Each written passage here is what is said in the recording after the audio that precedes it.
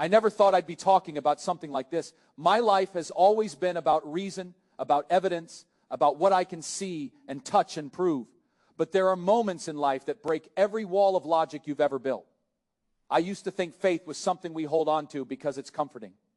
But after what I experienced, I realized faith is the only thing that was ever truly real. It happened on an ordinary day. I wasn't looking for a miracle. I wasn't trying to escape life or find some hidden door into the supernatural. I was exhausted, running from one event to another, speaking to crowds, fighting the endless war of ideas.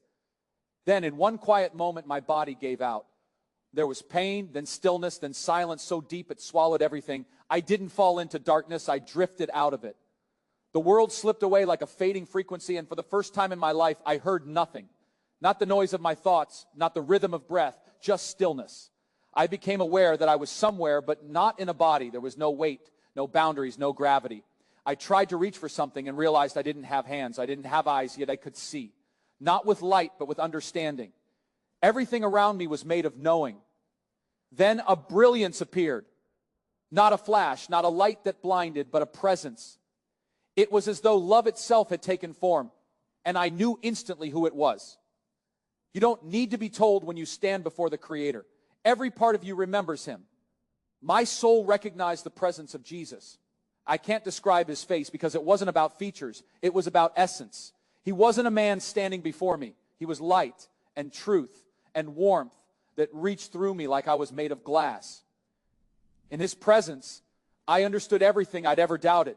Every fear, every question, every restless argument I'd made about faith. They melted like fog in sunlight. He didn't speak at first. He was communication. Every word I needed came to me without sound. It was like standing in the presence of a language older than creation, one that didn't use syllables, but truth itself. And in that place, I saw something that changed me forever. I saw people, millions, billions, countless souls. They were praying, reaching, crying out to God in all kinds of ways. Some were whispering, some were singing, some were speaking in tongues. The sound of their prayers was like an ocean, endless and alive. And Jesus let me feel what He felt when He heard them. It was love beyond measure, but also sorrow, not anger, not disappointment, but the ache of being misunderstood by those He loves most. Then came the message. I didn't hear it, I received it. It entered me not as information, but as revelation. Something eternal, impossible to unknow once it's known. He showed me what speaking in tongues truly meant. It wasn't about noise. It wasn't about display. It wasn't a test of holiness or proof of the Spirit's favor. It was communion. The Spirit of God speaking through the heart of a believer directly to the Father beyond the corruption of language. And Jesus showed me how we'd lost that meaning. He showed me churches that had turned it into spectacle, people performing, shouting, trying to prove something sacred through chaos. And He showed me others who had silenced the Spirit completely, afraid of what they didn't understand. Both, He said, had missed the heart of it. Tongues were never meant to divide the church. They were meant to unite it. Because when the Spirit speaks through you, you're no longer divided by culture, by words, by intellect. You become one voice in heaven's harmony. It's not about emotion. It's not about sound. It's about surrender. I felt tears, not from eyes, but from the soul, because I saw how much we fight over what was meant to bring us together. I saw how the world mocks what it doesn't understand and how the church hides its own power, afraid of ridicule. And Jesus said, not in words, but in essence, when you speak in the Spirit, you speak the language of Eden, the voice of a heart unbroken by sin. I understood then why some people feel overwhelmed when they pray that way. It's not a performance. It's remembrance, your spirit remembering home. But the church, He showed me, had lost reverence for it. Some had turned it into noise. Others had buried it under doctrine, and both forgot that the Spirit cannot be controlled, only welcomed. Then I saw the early disciples filled with fire at Pentecost. The tongues of flame didn't fall to make them powerful. They fell to make them clear. Every nation heard them, not because they were shouting, but because heaven was interpreting through them. And the message that day wasn't about tongues. It was about unity. As I watched, I felt the ache of time. Generations trying to recapture that fire, but missing the simplicity of surrender. And Jesus made me understand the Spirit doesn't need volume. He needs purity. The quieter the vessel, the clearer the voice. At that moment, I saw something like a river flowing through creation, living light that connected every believer who had ever prayed, wept, or whispered in faith. Some spoke words, some groaned in silence, some sang without sound, but all of it was the same river, the Spirit moving between hearts and heaven, interpreting what words could never reach. And then Jesus said, or rather revealed, that the purpose of tongues was not to prove you're filled with the Spirit, but to empty yourself so the Spirit can speak. It's not about evidence, it's about alignment. When you let the Spirit pray through you, you stop trying to impress heaven and start joining its harmony. That realization broke me because I saw how much of my life I had spent talking about God rather than listening to Him. I saw how even good intentions can become noise when we speak without surrender. And in that place of light, I felt smaller than I'd ever felt, yet completely loved. Then, for a moment, everything stopped. The light, the sound, even thought itself. And I felt one question echo through eternity. Will you remember this when you return? The moment that question passed through me, I felt a pull, gentle, yet impossible to resist. The brilliance began to fade, not like a light turning off, but like dawn being replaced by morning. I wasn't being cast out, I was being sent back. There was purpose in the returning. I wanted to stay. Every cell of my soul wanted to remain in that radiance. But something deep within me understood. I wasn't meant to live there yet. There was still something to do, something to tell, something to remind the world of before it was too late. And then it happened. A surge of awareness, like being thrown through a narrow passage of time. Suddenly, weight returned. Air pressed against lungs. My heart stuttered, then roared to life. I gasped as if I had been underwater for years. And in that first breath, the world felt painfully loud. Machines, lights, voices, everything heavy, everything distant. For a while, I couldn't speak. I just lay there, remembering the silence of heaven. I didn't tell anyone what I had seen. How could I? Words are clumsy things, and there are moments that belong more to eternity than to sound. Days passed, and my body healed, but my spirit had changed. It was as though the fabric of reality had been torn open for me, and I couldn't go back to pretending it was just about missionaries, ordinary believers. The river didn't care about denomination or doctrine. It moved wherever surrender made space. And I remembered what Jesus revealed, that speaking in tongues wasn't about creating division, but restoring connection. It was heaven's reminder that the Spirit speaks where words fail. So I began to listen differently. I listened to people's prayers. I listened to silence. I listened to the moments between words, and sometimes I'd feel it, that same pulse, that quiet hum of the Spirit moving underneath human speech. It wasn't something to analyze, it was something to recognize. Then I began to notice something I'd never seen before. There's a tension in the modern church, one that runs deep. On one side, you have those who crave the power of the Spirit but mistake noise for anointing. On the other, those who fear disorder and so cage the Spirit behind walls of formality. But both, I realized, come from the same wound, fear. We fear being deceived. We fear losing control. We fear the strange, the unseen, the things we can't explain. But in heaven, there is no fear in communication with God. The Spirit doesn't speak to confuse us. He speaks to comfort and to connect. As I slowly began to share pieces of what happened, people looked at me differently. Some were curious, others skeptical, and a few dismissed it outright. And that's okay. I would have done the same before it happened. But what I can't deny, what I will not deny, is the truth that the Spirit is alive and still speaking. You see, I came back with a message, and it wasn't mine to edit. The message was simple, but it carried the weight of eternity. The church has traded surrender for structure. We've learned how to organize, how to brand, how to schedule God into services, but we've forgotten how to be still. We measure success by attendance and applause, yet heaven measures by obedience and quiet hearts.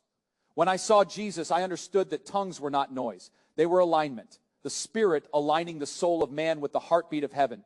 Every word, every sound, even every tear spoken in the Spirit was like a note in the divine symphony. Not everyone hears it, but heaven does.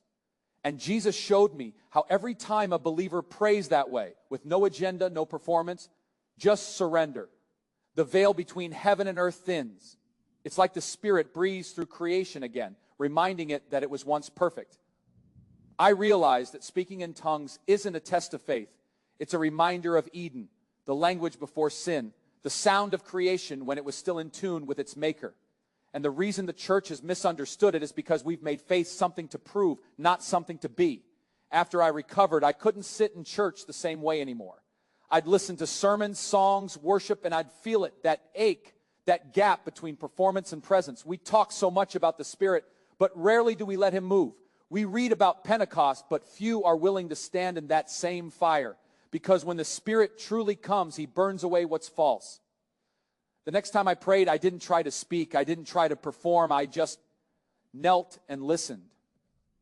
And in that stillness, I felt words rise up, not from my mind, but from somewhere deeper. It wasn't noise. It wasn't even language. It was worship in its purest form.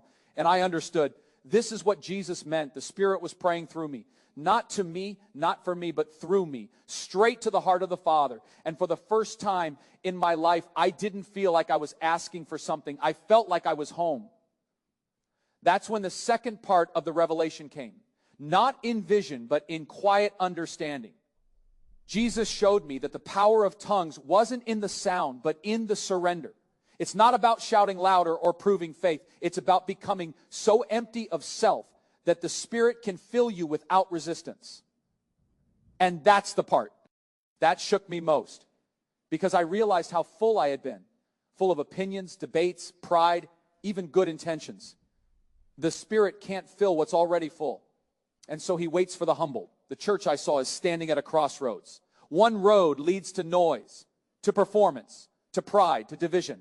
The other leads to surrender, to unity, to silence, to the return of that river of living light. And Jesus' message was simple. Choose surrender. Because tongues were never about power. They were always about presence. When I finally began to share what had happened, I didn't plan it. It wasn't part of a sermon or a show. It slipped out one night during a small gathering. I remember the room. Dim lights, a circle of believers, a quiet atmosphere thick with prayer. And before I knew it, I was speaking about the river, the light, the way Jesus had shown me that the Spirit's voice is love wearing sound. The room went silent. Not the awkward kind, the holy kind. That deep, listening stillness when every heart knows something sacred is near. And for the first time, I felt that same current I'd seen beyond this world begin to move among us. It wasn't emotional hype. It wasn't noise. It was peace. A woman in the corner began to whisper, softly at first, then with growing confidence, a prayer language flowing from her spirit. Then another joined and another. Different voices, different tones, yet they wove together like threads of light. I didn't tell them what to do. I didn't even encourage it. It just happened. The Spirit was leading. In that moment, I understood why Jesus had been so gentle, yet so urgent in his revelation. We'd been trying to manufacture what could only ever be manifested. The Spirit cannot be coached, choreographed, or timed. He comes when hearts are ready, and he speaks through those who yield, not those who perform. After that night, I began to talk more openly, not in grand statements, but in quiet testimony. I would tell people, I saw Jesus. I saw his sorrow over how we've turned his gift into confusion. But I also saw his joy, because the Spirit still moves wherever he is welcomed. Some listened with tears in their eyes. Others looked at me with polite disbelief. And that's all right. Truth doesn't beg to be believed. It simply stands, patient as light, waiting for eyes that can see. But slowly, something began to stir. Churches reached out. Pastors called. Some wanted to understand. Others wanted to argue. A few invited me to share what I'd seen. And I went, not as a teacher, but as a witness. Each time I spoke, I could feel heaven pressing close. People would listen and many would weep. I could see in their faces that they weren't just hearing a story. They were remembering something ancient. The Spirit inside them was recognizing his own reflection. In one gathering, as I was finishing, a man stood up and asked, "So what do we do now? How do we fix this?" And I remember pausing, feeling the weight of that question. The answer wasn't complicated, but it was costly. I said, you don't fix it, you surrender. You stop chasing experiences and start chasing obedience. You stop seeking signs and start seeking stillness. You stop trying to prove the Spirit is real and let him prove that you are his.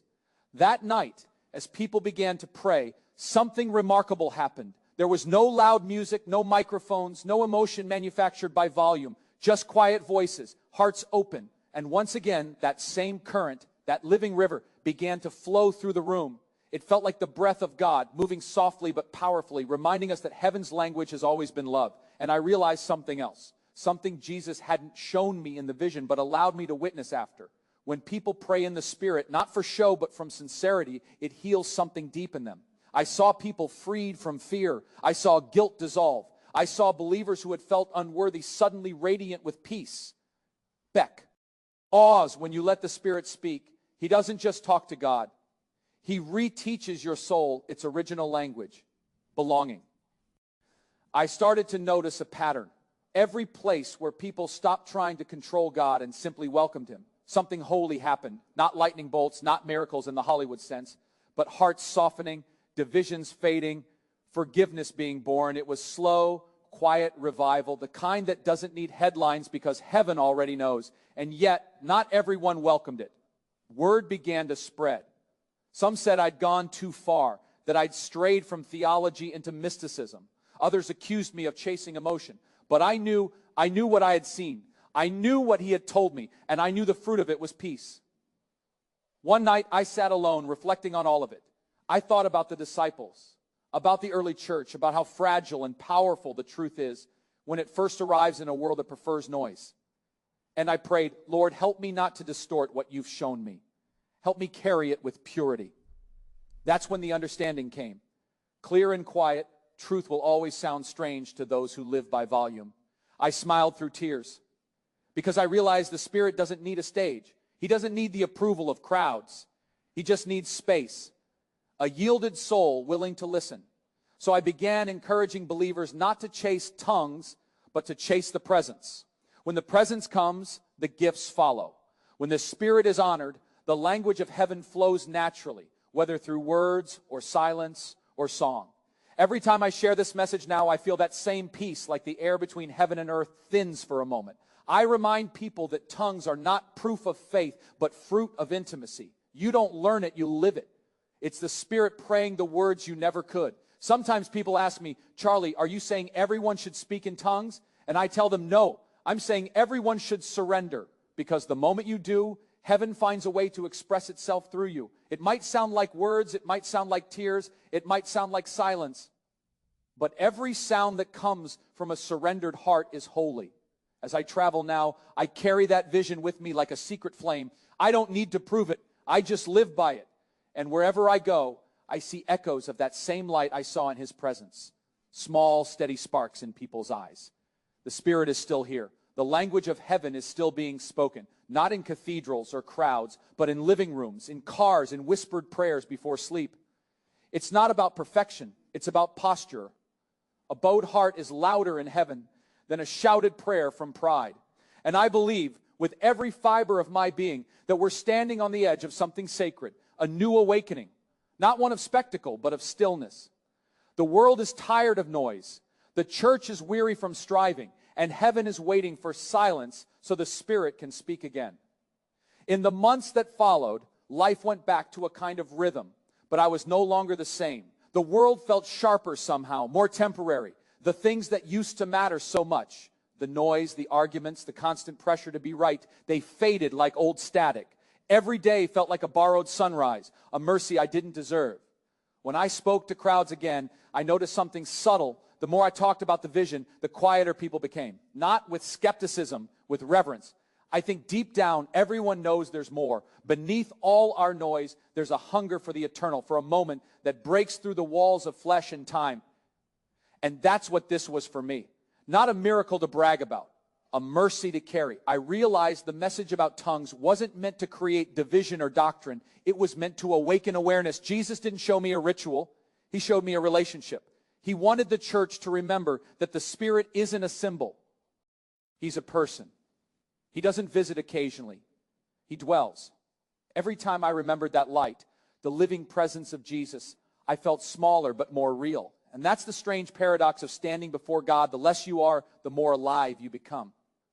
I started waking early, before dawn, sitting in silence, no requests, no words, just waiting. And in that stillness, I felt the same river flow again. I understood then that prayer isn't a duty. It's participation in the breath of heaven. And tongues, that sacred language, isn't a mark of the elite. It's the whisper of the surrendered. Sometimes I'd hear it again, not through me, but in the distance. Someone praying, not knowing I could hear. That same melody, that same resonance. And I'd smile because I knew heaven was still speaking through human hearts, just like he showed me.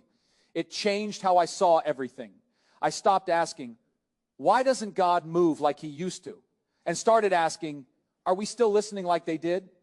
The truth is, he's never stopped speaking. We've just filled the silence with our own noise. I remember one night sitting under a wide sky thinking about how fragile this life is. The stars seemed closer than usual, like reminders of another world. I closed my eyes and whispered, Lord, thank you for letting me see, even for a moment, what's beyond this.